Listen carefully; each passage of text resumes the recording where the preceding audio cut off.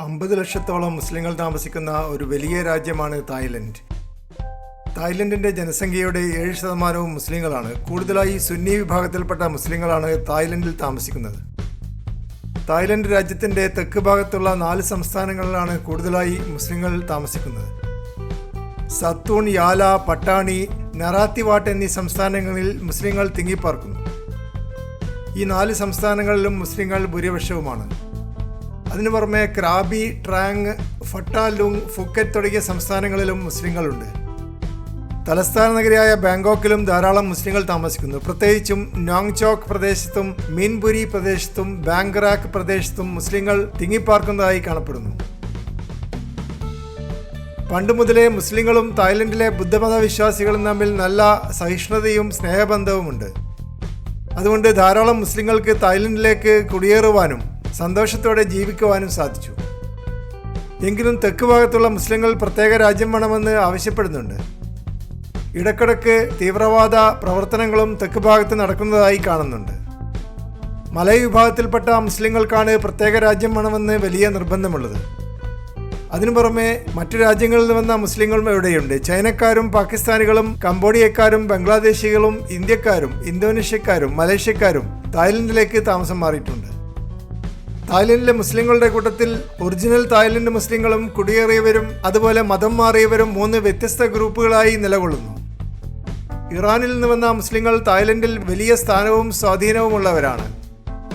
തായ്ലൻഡിലെ പട്ടാളത്തിൻ്റെ മുൻപത്തെ commander in chief ആയിരുന്ന general സോന്തി ബൂണിയാർഗ്ലിൻ ഇറാനിൽ നിന്ന് കുടിയേറി വന്ന വ്യക്തിയാണ്. ഇപ്പോഴും അദ്ദേഹത്തിൻ്റെ വംശത്തിൽപ്പെട്ടവർ ബാങ്കോക്ക് നഗരത്തിൽ വലിയ സ്വാധീനവും ശക്തിയുമുള്ളവരായി മാറിയിരിക്കുന്നു. പണ്ടുകാലത്ത് തായ്ലൻഡിൽ സിംഗോറ എന്ന പേരിൽ ഒരു സുൽത്താനേറ്റ് ഉണ്ടായിരുന്നു. ഈ രാജകുടുംബത്തിലെ രാജകുമാരിയായ ശ്രീ സുലാലായി അതീവ സുന്ദരിയായ ഒരു പെൺകുട്ടിയായിരുന്നു.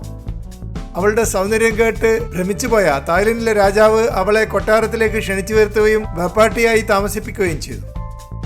തായ്ലൻഡിന്റെ തെക്ക് ഭാഗത്തുള്ള മുസ്ലിങ്ങൾ ഇസ്ലാമിക രീതിയിൽ തന്നെ ജീവിക്കണമെന്ന് നിർബന്ധമുള്ളവരാണ്. ഈ പ്രദേശങ്ങളിൽ 80% മുസ്ലിങ്ങളാണ്. ശരീഅത്ത് നിയമങ്ങൾ പലതും ഇവിടെ നടപ്പാക്കിയിട്ടുണ്ട്. കല്യാണവും മരണാനന്തര ചടങ്ങുകളും സ്വത്തവകാശവും ഇസ്ലാമിക രീതിയിലാണ് തായ്ലൻഡിന്റെ തെക്ക് ഭാഗങ്ങളിൽ അനുവർത്തിച്ചു വരുന്നത്.